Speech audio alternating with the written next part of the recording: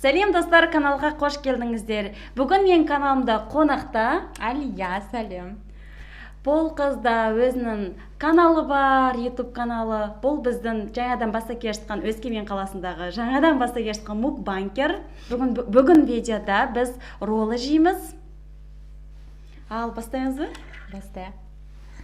Біздің доставкадан. Өскеменнен ең күшті доставкасынан заказ бердік.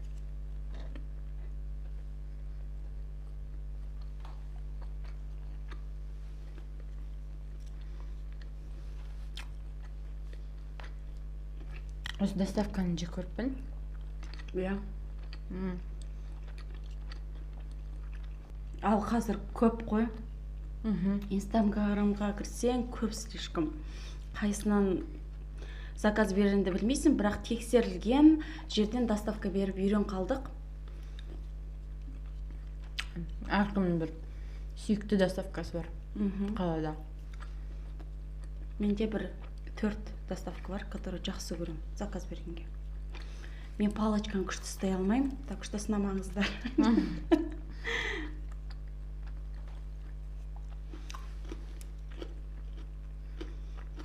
Ал Алия, өзің жайлы бір-екі ауыз сөз.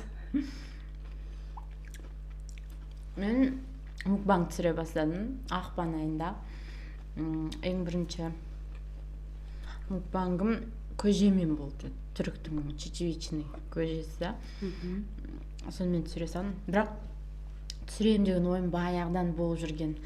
Бір сенімділік болмады ма, бастай алмай жүрдім да. Ақпан айында Мадиармен барлығымыз білетін семейдікі мукбанк түсіреді ол да. Сонымен сөйлескеннен кейін бел будым да бастап кеттім. Маған өте ұнайды түсірген. Содан кейін жақсы пікірлерді оқыған ұнайды, сондықтан да қазір жалғастырудамын. Қазақша түсіре бастадым. Мен кезек түсірдім. Орысша видеосын, қазақша. Өйткені қазақ тілді мукбанктарды да талап етіледі екен, ондай мукбанктар. Сондықтан түсіріп жатырмын. Біздің қазақ тілді оқырмандар жазады, рахмет, қазақша түсіріп жатсың, дамытып жатсың, жарайсың деп жатады. Иә, молодец. Бізбе ойлаған жоқпын мен негізі өзім. Біздің Қазақстанда қазақша мукбангты қолдайды деп. Оказывается, көп адам қолдайды екен, сұрайды екен. Өйткені мен Алияның видеосына кірген кезде, комментариясын оқыған кезде көп күшті отзывтар жазған. Тағы да қазақша түсіріңіз деп. Өйткені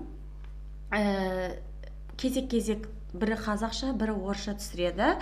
Сол кезде қазақтар көп жазады. Сол кісілерге көп рахмет. Қолдап жатқандарыңызға. Ол өйткені бізде енді жаңадан бастап келе жатқан блогерлар үшін ол үлкен мотивация. Бірақ жаман комментариялар да болып тұрады. YouTube өзі, мысалы, орысша боқтық жазылса, қандай да бір адам жазса, ол ең бірінші на проверку деген бөлімге түседі. Содан кейін каналдың иесі ғана оны көреді, шығара ма жоқ па өзі шешеді. Мен ондайларды әрине жойып тастаймын, бірақ та қазақша боқтықтарды YouTube білмегендіктен олар шығып кетіп жатады видеоның астына. Мен оларды алып тастамаймын, тұра берсін деп ойлаймын, енді білмеймін. Кейбір адамдар біресе боқтап жазады, кейбір видеоның астына жақсы пікір жазады, түсініксіз. Сондықтан әрине бұл жері жағымсыз. Не қарап тұрыңыз? Орнына қойдың ба? Қарағыз. Қайтадан жандап қойдың бәрін. Достар, біз түсіріп отырған кезде камера өшіп қалды. Техникалық ақаулар болып қалды. Содан кейін қайтадан отырдық. Мына жерде кішкентай өзгерістер болып қалды. Бағана жеп қойғандарды қайтадан орнына толтырып қойдық десең. Жалғастыра берейік. Жалғастырайық енді. Терияки соуспен, иә? Иә. Маған ұнамайды, бірақ терияки.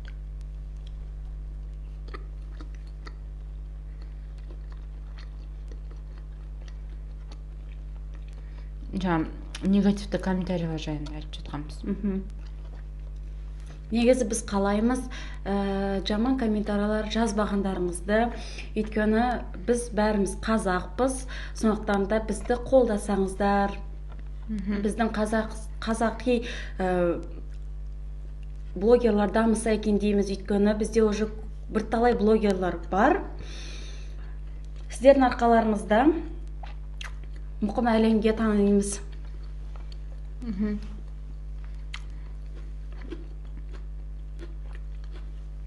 Жарайсың қазақша түсір деген адамдардың жанында қазақша боқтап жазған комментарий көрген кезде өте қызық болып қаласың. Настроение түсіп қалады.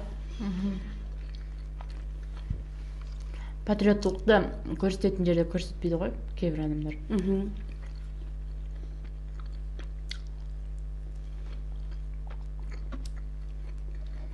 Өйткені кейбір ойлайды, сондай қазақи стереотип дейді ғой. Камераның алдында тамақ жеп отырған кейбіреулерге жаман көрінеді.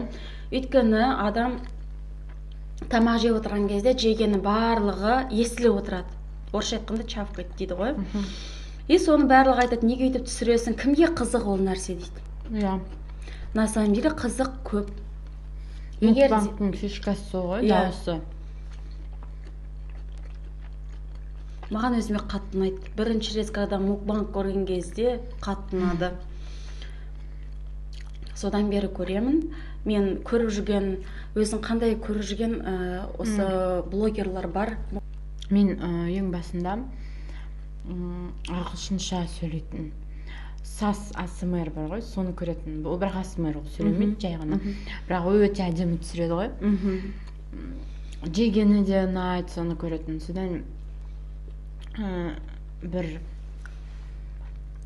Айка Эмилидің видеосы шықты трендіға, популярның ішіне. Соны көре бастадым. Оның құрбысы Фатима болды, соны көрдім, бірақ қазір көрмеймін. Және Верняева ма? Сол қызды көремін. Ол Россияның блогері. Ал Айка Эмили мен Ас Фатима олар Әзірбайжан. Айка ол лезгин ұлтты, ал Фатима ол Әзірбайжан. Екеуі тоже құрбы. Екеуі когда ең басында бастаған кезде осы мукбангты екеуі басында бірге бастап түсірді. Содан екеуі бір жыл ішінде 100 мың подписчик жинады. Қазір Айка Эмилиде 180-дей почти бар. Ода көбірек, я? Иә, көбірек. Мен ойласам, Фатима одан кейін бастады, өйткені ода аз. Просто 81 подписчик болды. Айкада ол кезде 200-дей подписчик болған. Мен сол кезден бастап, осында 2 жыл болды, сол көрген ештім сол қыздарды. Қызықты түсіреді, қазір өзін оқырмандармен түсіре бастады. Өте қызық. Дәмді, я? Тауықпен. Маған вообще бәрі любой тауықпен нәрсені. Только жейтін тағам болса болды. Ең жақсы көретін етім ол мен тауықтың еті. Жеңіл еткін, асқазанға жеңіл. Ал егерде қойдық ұнамайды, жылқыныға ауыр асқазанға. Ал сиырдың етін анда-санда придется жасағанға. Болып тұрса. Қазір ет қымбат бізде. Сол үшін тауықтың етін жейміз. Ұнаса да, ұнамаса да. Бізде Өскеменде продукттың бағасы өте қымбат. Вообще қымбат. Бізде Өскемен қаласы сам по себе қымбат қала, білмейміз не екенін. Өте қымбат бәрі. Бәрі қымбат. Киімнен бастап оқу құралға дейін қымбат қой. Бәрі қымбат.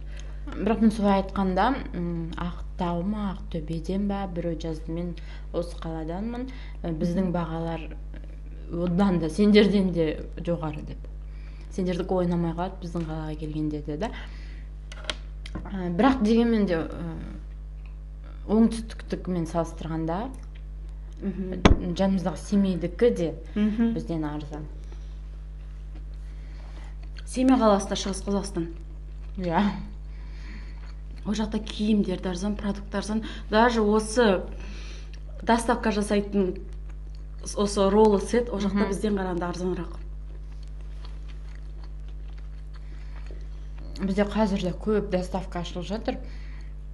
Сонда да конкурентность көп деп ешкім арзандатып жатқан жоқ. Сол баға бәрінде. Даже кризис болса да, иә? Даже ойлаңыздаршы, карантин болған кезде де бағасын түсірген жоқ қой. Бір, значит, адамдар спрос бар деген сөз, адамдар жейді деген сөз.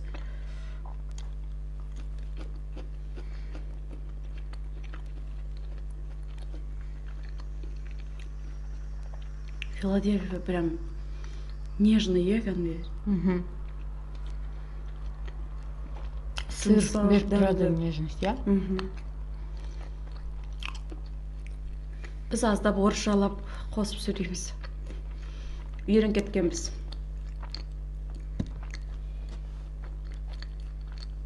Мен бүйтіп соусқа батырып жегенді жақсы көрем бар ғой. Осы Айка Эмили алады, шын ғана батырып жейді ғой. Мен айтам ғой, білен алып қолын алып матыр жерім келіп жатыр ғой. Біздікілер сумен араластыратын сияқты, иә? Әлде осындай бола ма сойы? Араластырады ғой. Өйткені мен айтып сатып алатын соевылар өте қою болып тұрады. Түсі де бірден көрініп тұрады, байқап. Енді тағы да өзің жайлы. Не айтайын?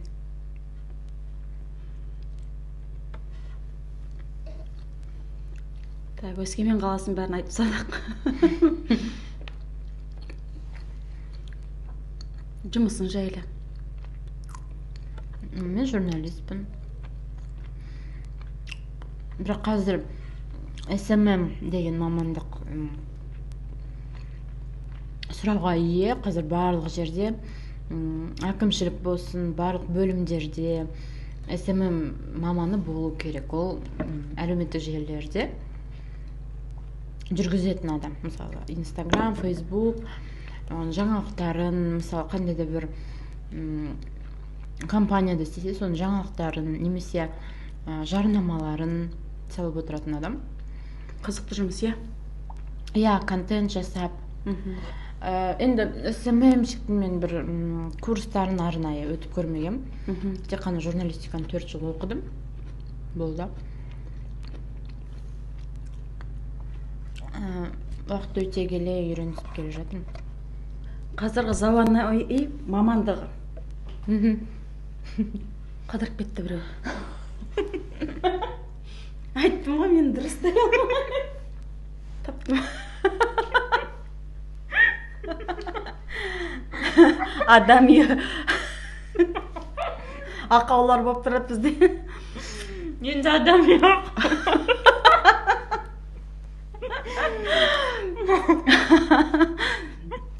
Мән бермеңіздер.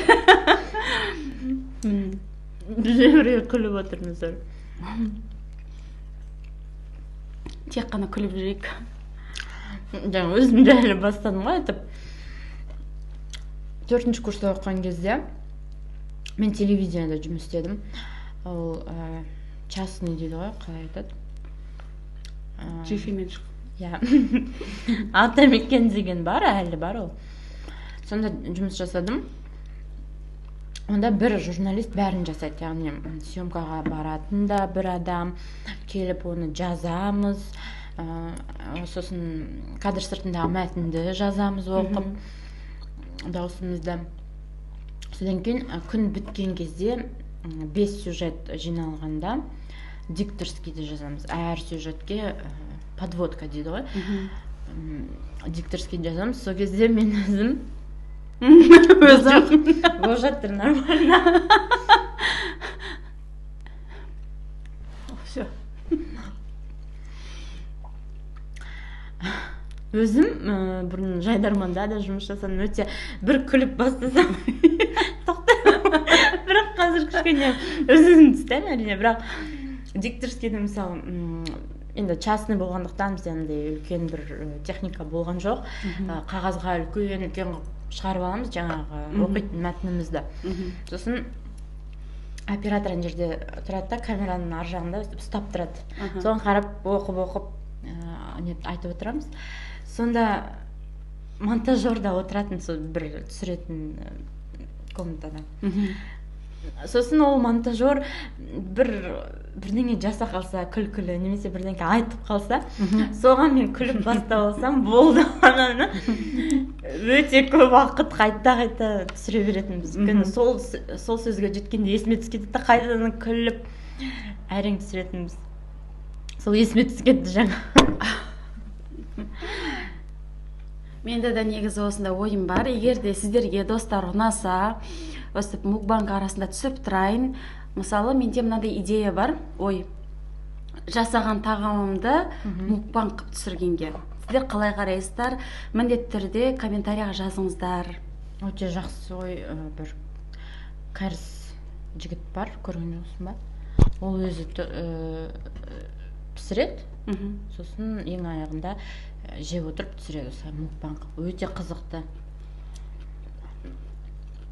Мен мысалы кейбір видеоны түсіргенде біреулер астынан жазады, неге рецебін көрсетпейсің бізге де деген сияқты. Мен былай жай айтып өтуге тырысам, қалай жасағанымда. Бірақ мысалы көрсетіп нетсе өте қызық болады деп ойлаймын. Енді сенде каналда барлығы табиғат ашатын видеолар ғой. Тамақтардың рецептері кеше мен көргенде өте әдемі. Біз негізі кеше таныстық десе. Бүгін видео түсіріп отырмыз. Бірақ шынымды айтайын ба, бір бөтен адам сияқты емес, өзіме жақын адам сияқты, бұрыннан білетін сияқтымыз. Өйткені екеуміз бір жердікіміз, уланскийміз, бір улан адамдармыз. Как оказалось, оны жаңа білдік. Білмеймін, мен бұрыннан араласқан құрбым сияқты. Шын айтайын, мен бұрыннан араласқан құрбыларыммен иногда бүйтіп сөйлеспеймін. Қызығушылықтарымыз бір болып шықты, сол үшін шығар. Екеуміздің хоббиіміз біреу. Бағана үйден шығып, осында келе жатқан кезде мен сестренкам айтты, неужели сен өзіңе жақын адамды таптың деді ғой маған. Өйткені менің достарым, құрбыларым ютубқа, каналға видео түсіру дегенді түсінбейді. Олар АСМР, мукбанг дегенді вообще түсінбейтін кісілер. Сондықтан да біздің ойымыз екі түрлі болып шығады. Мен мысалы құрбым бар, ол да түсінбейді. Біреудің тамақ ішкенін мен көре алмаймын, көргім келмейді дейді. Тамақ жеп отырып сөйлеген дегенді мүлдем ұнатпайды, сондықтан ол менің видеоларымды көрмейді. Ол айтады маған, мысалы жазылып қоям, лайкыңды қоям, бірақ көрмеймін дейді, ренжіме дейді. Мен оны түсінемін, мен мамам да көре алмайды мысалы ондайда. Әкеміз өмірде отырып, тамақ ішіп отырып бірдеңе сөйлеп отырсам, ұнатпайды ондайда. Мен күнде мукбанг көремін. Бір 10 минут уақытымды мукбангқа бөлем. Ол менде уже привычка. Сосын көрген нәрсені жегім келмей ма? Жегім келеді. Қиын жегім келеді. Содан кейін шабыттанамын да соны видеоға түсіремін.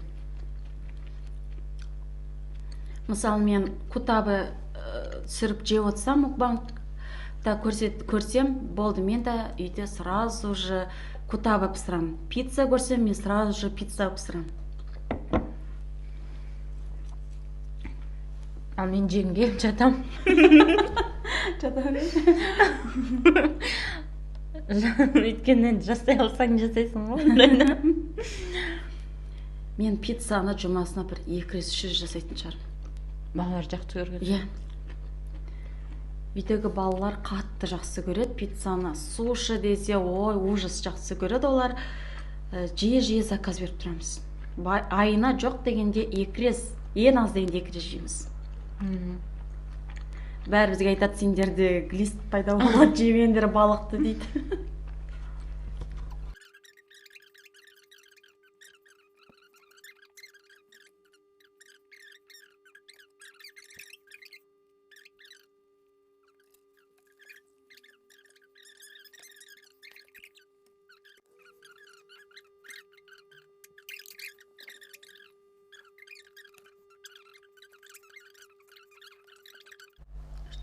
Низкий уровень заряда.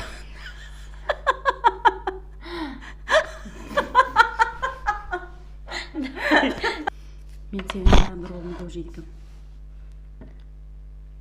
Мен, наверное, не запивала или чё. Ал.